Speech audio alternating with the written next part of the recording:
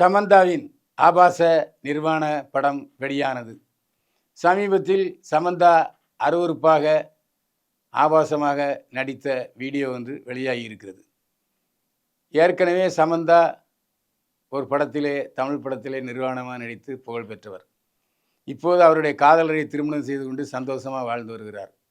அது மட்டுமல்ல, திருமணமாக முன்பே கர்ப்பமானவர் அமலாபால் என்பதும் குறிப்பிடத்தக்கது.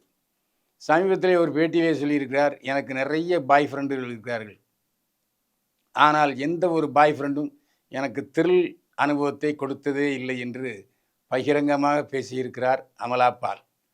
ஆனால் அமலாபால் த்ரில் என்றால் என்ன என்பதை விளக்கவில்லை. சமந்தாவை திட்டி அறிக்கை வெளியிட்ட சமந்தா காதலரின் மனைவி சமந்தா இப்போது நீரடி ராஜா என்ற இயக்குனரை காதலித்து கொண்டிருக்கிறார்.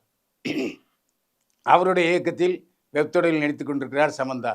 இருவரும் ஒன்றாக வாழ்கிறார்கள், லிவிங் டுடே வாழ்க்கை நடத்துகிறார்கள், ஒன்றாக போகிறார்கள், கோயிலுக்கெல்லாம் போகிறார்கள். இதையெல்லாம் பார்த்து வெறுப்படைத்த ராஜ்நீரடியின் மனைவி சமந்தாவை வைது திட்டி வலைதளத்தில் செய்தி வெளியிட்டிருக்கிறார். இதை பார்த்து சமந்தா அதிர்ச்சி அடைந்ததாக தெரியவில்லை. அவர் பாட்டுக்கு தொடர்ந்து லிவிங் டுகெதர் வாழ்க்கையில் நடத்திக்கிட்டு. அரசியலுக்கு வருவேன், இளம் நடிகை பேட்டி. லால் சலாம் படத்தில் நடித்தவர் அனந்திகா சனில்குமார். இவர் சமீபத்தில் பத்திரிகையாளரை சந்தித்த பொழுது, எனக்கு அரசியலுக்கு வர வேண்டும் என்ற ஆசை நிறைய இருக்கிறது. நான் அரசியலில் பட்டப்படிப்பு வாங்கியிருக்கிறேன், இப்போது சட்டம் படித்து கொண்டிருக்கிறேன்.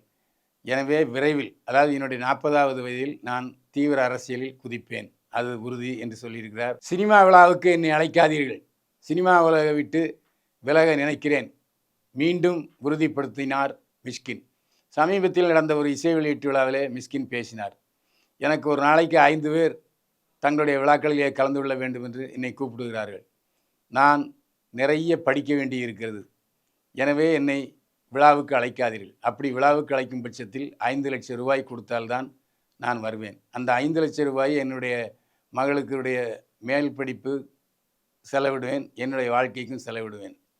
சிலர் சொல்லி கொண்டிருக்கிறார்கள், மிஷ்கின் காணாமல் போயிடுவார் என்று. நான் ஏன் காணாமல் போக வேண்டும்? நானாகவே சினிமாவை விட்டு விலக நினைக்கிறேன், விரைவில் வெளிநாட்டில் செட்டில் ஆக போகிறேன் என்று சொல்லியிருக்கிறார் மிஷ்கின். அஜித்தின் அடுத்த படத்தை ஆதிக் ரவிச்சந்திரன் கதை திரைக்கதை வசனம் எழுதி இயக்குகிறார் என்பது தெரிகிறது. ஆதிக் ரவிச்சந்திரன் எழுதி இயக்கும் படத்துக்கு யுவன் சங்கர் ராஜா இசையமைப்பார் என்பது உறுதியாகிறது. சில ஆண்டுகளுக்கு முன்பு நேர் கொண்ட பார்வை என்ற அஜித் நடித்த படத்தில் யுவன் சங்கர் ராஜா இசையமைத்தார் என்பது குறிப்பிடத்தக்கது. எனவே நீண்ட இடைவெளிக்கு பிறகு ஆதிக் ரவிச்சந்திரன் எழுதி இயக்கி அஜித் நடிக்கும் படத்துக்கு யுவன் சங்கர் ராஜா இசையமைக்கிறார். ஓட்டல் நடத்தும் சினிமா பிரபலங்கள். நடிகர் சூரி இப்போது கதாநாயகனாக பல படங்களில் நடித்து கொண்டிருக்கிறார். அவர் மதுரையில் அம்மன் உணவகம் என்ற பெயரில் பல இடங்களில் உணவகம் நடத்தி கொண்டிருக்கிறார். அதில் லட்சக்கணக்கான ரூபாய் சம்பாதித்து கொண்டிருக்கிறார், வருவாயை தேடிக்கொண்டிருக்கிறார் நடிகர் சூரி. அவரிடம் கேட்டால், உணவு எல்லோருக்கும் கொடுப்பது என்பது மிகப்பெரிய புண்ணியம், அந்த புண்ணியத்தை செய்து கொண்டிருக்கிறேன் என்று சொன்னார் நடிகர் சூரி.